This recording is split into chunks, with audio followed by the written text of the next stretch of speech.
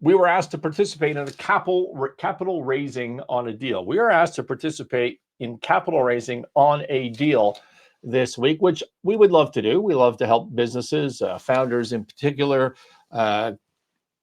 Sorry, just checking my Instagram comments. Founders in, which is on a different screen, founders in particular to raise capital. But this particular deal, we had rejected in the past, and we rejected it because it just wasn't packaged in a way that we could understand or present to anybody. And really, we weren't getting a mandate to do the packaging, which is always our preference. We were getting a mandate to take what they've already done together with their advisors and go to market and find them some equity capital. Well, as I always advise clients, and investors need to see a lot of things, but in particular, they need to see from a financial point of view, how do they get into a deal?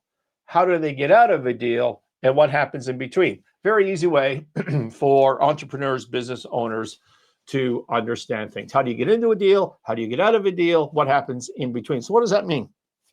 How do you get into a deal?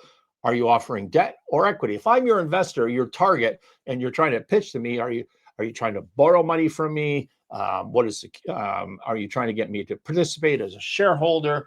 What is the yield on that money? What is the valuation on the equity? What is the class of shares? If it's debt service, what is the term? And as I said, what is the yield? The equity, what is the payback? When do I exit? How many years? Are you going to sell the business? Are you going to go public? Like, what are your strategies? What will the valuation be? Are there shareholders agreements to protect me as an equity holder, or a debt and a general security agreement to protect me as a lender? Is your business going to grow? How's that going to work? What would the governance be? Am I on the board? What reporting do I get pursuant to my debt agreement? All these sorts of things. How do I get in?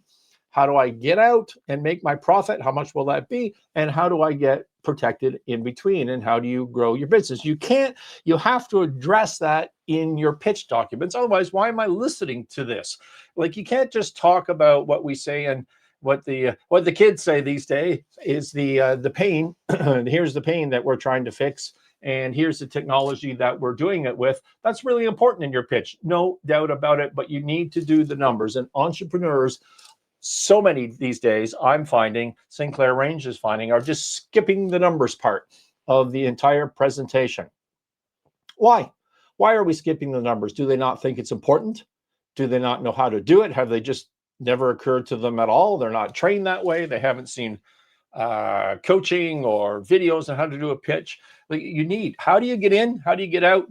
What happens in between? And you have to have your materials tight to maintain that momentum